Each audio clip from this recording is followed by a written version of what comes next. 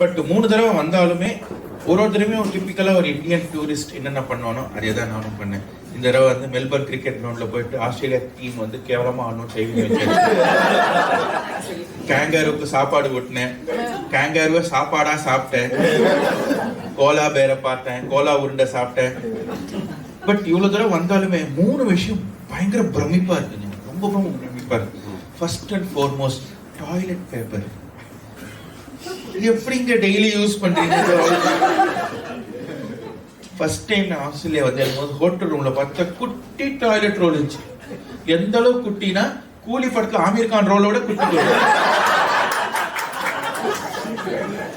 அந்த அளவுக்கு குட்டி ரோல். எப்பறம் அதை யூஸ் பண்றதுன்னு தெரியாம அதுக்கப்புறம் கொஞ்சம் கொஞ்சமா பழகி யூஸ் பண்ண ஆரம்பிச்சாச்சு.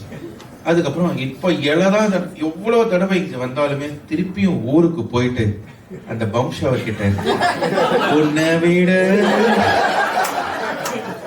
இந்த பாட்டு கண்டிப்பா பாடி ஆகணும். எப்படிங்க அது ஒண்ணு.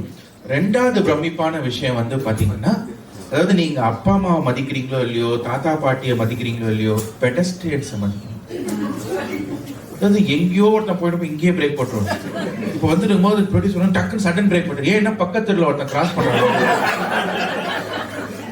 நம்ம ஊர்ல பிரேக்கே போட கிடையாது, கூடவே கூட்டின்னு போயிடுவாங்க. அடிச்சு ரோட கிராஸ் பண்ண ஐடியா மைண்ட கூட கிராஸ் பண்ண கூடாது. 3வது பிரமிப்பான விஷயம் எவ்வளவு அமைதியா இருக்குது. அந்நியாயத்துக்கு அமைதியா இருக்கு இந்த ஊரு. எந்த ஊருக்கு போனாலும் ஆஸ்திரேலியாவுக்குள்ள அவ்வளவு அமைதியா இருக்கும். அவதான் ஃப்ரெண்ட் வீட்டுக்கு போயிருந்தாங்க கேன்பரால. ஃப்ரெண்ட் வீட்டுக்கு போயிருக்கும் போது லஞ்சை வந்து சாப்பிட்டு இருந்தோம். டின்னருக்கு எங்க போலாம் கேட்டான். என் மைண்ட்ல லெபனீஸ் ரெஸ்டாரண்டா தாயா அப்படின்னு இல்லடா லெபனீஸே போலாம். என் மைண்ட் வாய்ஸ் கேட்டு அவ்வளவு அமைதியா இருக்கு.